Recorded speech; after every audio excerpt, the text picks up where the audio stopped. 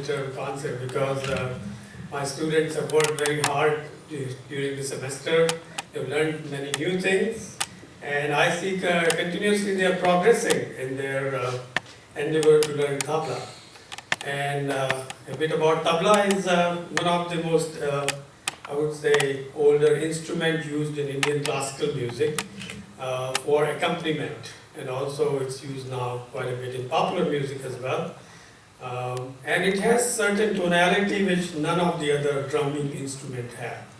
So I've done some research on it, which is what we call as the vibrational modes of tabla.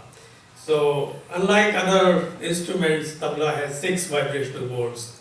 That means if you hit tabla, the right hand and the left hand, on certain locations you can get different natural frequencies. So one of the great scientists, Chandrasekhar Venkataraman, had also done a lot of studies on mridangam and tabla. So it has been well studied both scientifically as well as musically. And in the music tradition, a bit about tabla has different kinds of schools, which are called gharanas. There are 5 different gharanas there. And so there are Farrukhabad Gharana, there is a Banaras Gharana, there is Delhi Gharana, then they also have Purab Baj, and then they also have some of the Punjab Gharana as well.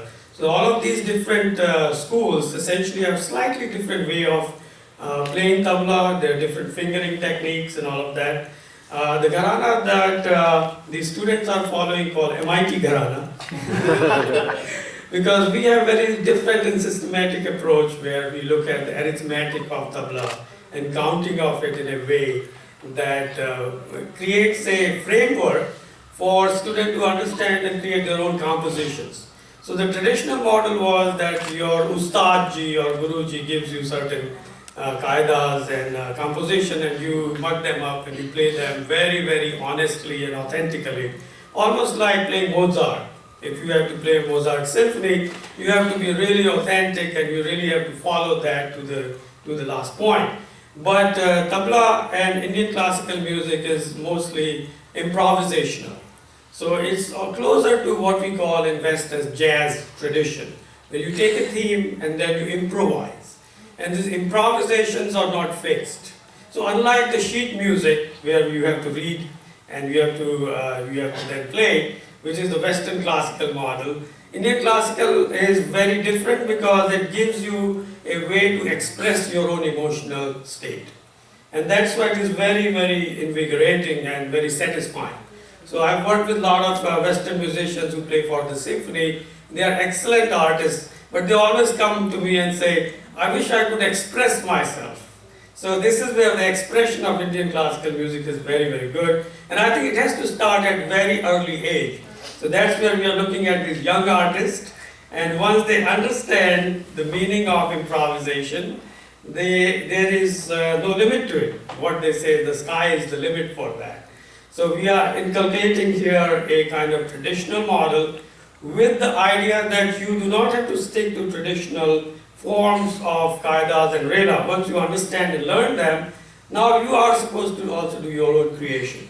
So that is kind of departure from most of the conventional teaching of tabla, that I try to teach them the basic component, reading of it, as well as presenting them on their hands, which you will see the counting. But once you create the counting framework, then you can create your compositions right away. And those compositions should come on the fly. So initially you have to work with the compositions which are fixed and you have to remember them. But once you understand the framework, now you are able to create them on the fly. And in Indian classical music, when the concert you see with the great artists like Ravi Shankar, Ali Akbar, or Allah Rakha on tabla, what you see is that they are creating something new which never existed before. Every time they play the same raga. Same raga, same composition, but very different interpretation. So even the same raga played by them in 2 different locations will be completely different, depending on the time and the mood. So Indian classical music also has this thing about timing. All the ragas have certain times, and the tal also have certain moods. So it's very emotional music. That's why it is very close to the heart.